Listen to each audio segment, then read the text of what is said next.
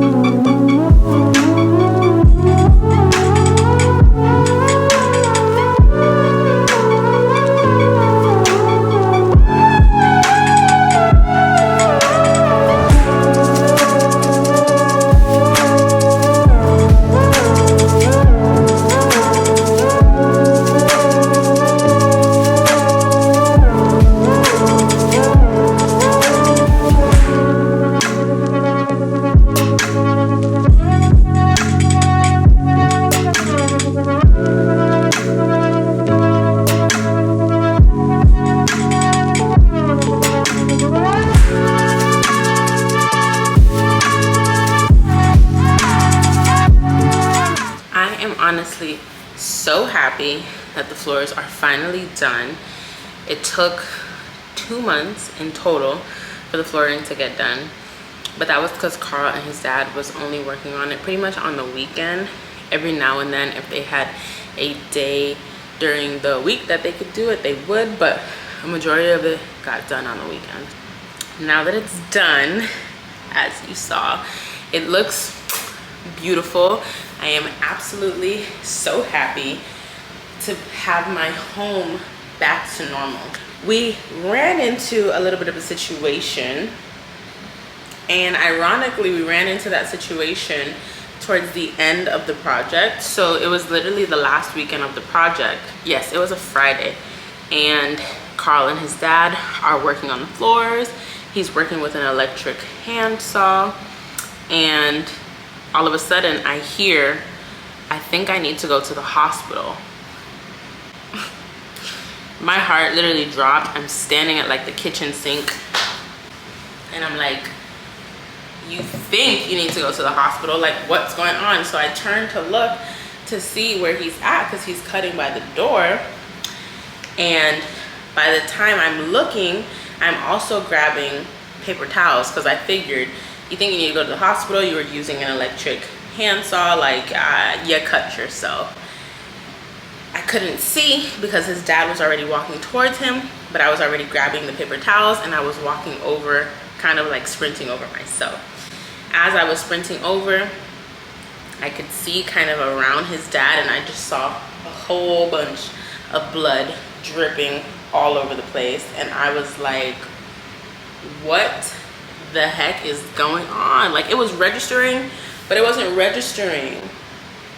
I was like delayed in my mind. Like, my body was like, okay sis, like get into action mode, get these paper towels, run over, grab my purse, let's go, get out. But my mind was like, did he really just cut himself? Is this really just happening? I have rice on the stove. Take rice off the stove when the timer goes off. Like, my dog King, is he like gonna lick the blood off the floor? Like, it was so much going on in my head. So I give the paper towels over to Carl's dad. Carl's dad helps him wrap it up, but it's still like profusely bleeding. I throw on my Vans. I don't even throw them on all the way. I literally just slip them on, and the back of my ankles are like falling out of my shoe. I literally grab my purse and I'm like, let's go. Like, the hospital's right down the street, let's go. We get there. We have like one person ahead of us, and Carl was in a lot of pain. Ultimately, they saw him. They had to give him 8 stitches. It was crazy. It was so crazy. And I was like queasy, but I was trying not to show that I was queasy because we weren't there for me. We were there for Carl, so I was trying to support him and, you know, like make him feel better about the pain that he's in as best as I could. Thankfully, Carl's dad stayed at our house and he cleaned up everything that, you know, fell on the floor, and he took my rice off the stove top. It was a lot. It was a lot. We were there at the hospital for hours. I kid you not, hours. And by the time we went home, he got his stitches. His dad had literally finished the rest of the flooring, and it was just time to do like touch-up painting, touch-up caulking, and things like that. And then the next day, even though Carl had stitches, he still went back to work. PSA, do not ever take the guard off of a tool that has a guard. I don't know if that's just a Carl thing and that's something that he did in that moment because he thought it was gonna help him do what he was doing better, but it didn't. He literally sliced his finger, almost kind of lost the tip of his middle finger. It's just crazy. It was crazy, and it's making me sick talking about it, but I'm trying to give you guys the tea and catch you up. So, but the floors are done. We did touch up paint. They did the touch up caulking. We put all of our furniture back, and the house looks absolutely beautiful. Literally doing the floors, me and Carl feel like you're in a new house. For now, the projects are gonna be put on hold because I want Carl to have a little bit of a break. He's been back to back to back to back working on these projects. So I definitely want him to enjoy some time off. But like I told you before, I want to paint.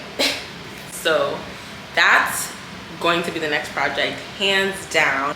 But I need to catch you up on what's been happening at work. As you can see, I wore my shirt today. It says teach your heart out. Because I feel like if I don't like give myself positive affirmations, I quit. I don't know if I should say that right now. Like, should I be saying this? I'm probably gonna edit this out. No, don't edit this out. But things at work are getting crazy, like beyond crazy at this point. It's almost out of control.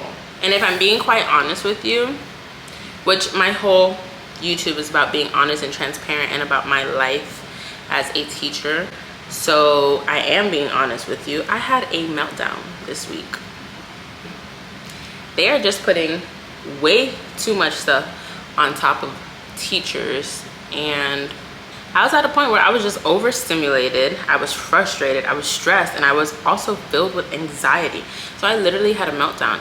And normally I'm really good at like holding in my emotions, but once I reach that breaking point, there's literally nothing else that I, you, or God can do. And I had a physical response, and that physical response, when those emotions became overwhelming, was for me to just let it out and cry.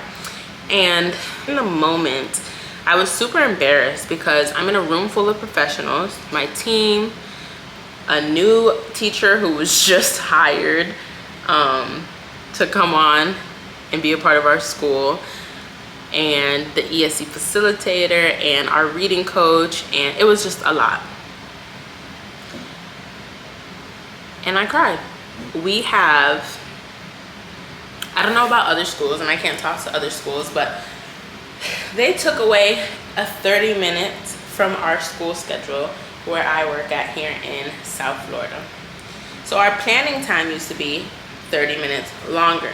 Now I have a 30-minute planning during the day, and then after school, if all goes well at dismissal, I have about 50 minutes of planning. So in total, we're looking at an hour and 20 minutes every day for planning. However, my planning that's during the day, that's really for me to like do conferencing, pull resources that I need for small group, things like that. So I really look at it like I really only have like 50 minutes for content planning, lesson planning, things like that. Mind you, every Monday or every other Monday, whatever, we have what's called a professional learning community, a PLC meeting. That takes away time.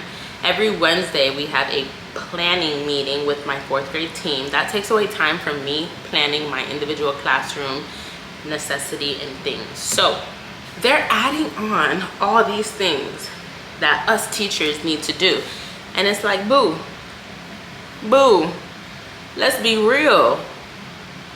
I don't have the time. Like, you're asking me to do a whole lot. You cut us by 30 minutes of planning time, and now you're asking us to do even more work.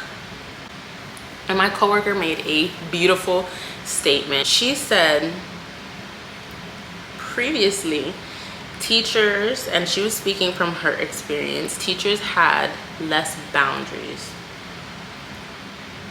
Admin and the people up above would put more of a workload on teachers, and teachers would be like, we'll figure it out. But now teachers are setting better boundaries. And in that moment, like, yes, I had a physical response, but that was also me like telling them, like, I just can't do it. I feel incompetent, and I know I'm competent. I know I'm one badass teacher. Look at my data, look at the student behavior, look at my relationship with my students, like all these things. I know I'm a badass teacher. But in that moment, I said to my reading coach, I said, I feel incompetent. We did not get a training on this. You're asking us to do all of this, and we're also doing everything else that we normally do on a daily basis.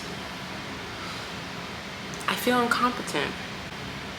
And I literally said straight up, I can't do this. Nowadays, teachers are setting boundaries, and we're letting administration know, like, this is not feasible. Sorry. Because at 3 o'clock, when my contract hours are up, I'm leaving. And if it doesn't get done, it doesn't get done. So thankfully, what I will say is shout out to my reading coach. If she ever sees this, I love you, because in the moment when I had that meltdown, looking back at it, she really supported me. And she said everything that needed to be said in that moment.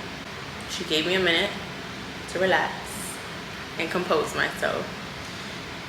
And her question was, what do I need to do in order to support you better so you don't feel that way? Because you're not incompetent.